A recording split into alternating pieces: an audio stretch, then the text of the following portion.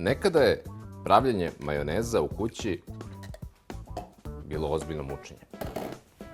U međuvremenu naučili smo se da kupujemo majonez u prodavnicama, a sa Tefalom možemo da se vratimo u dobra stara vremena domaćeg majoneza u kućnoj varijanti, ali bez muke.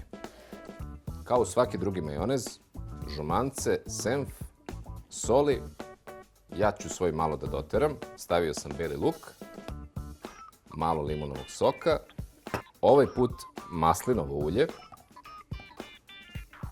i jedna kašičica tahinija. Dakle, majonez po mojoj meri.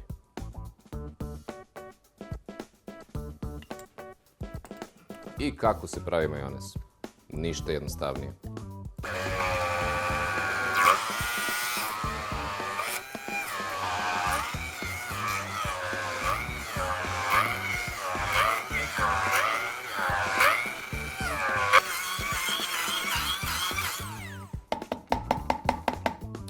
Mene se čini da brže od ovoga ne može. I to samo zahvaljujući ovom specijalnom dodatku koji je Tefal patentirao.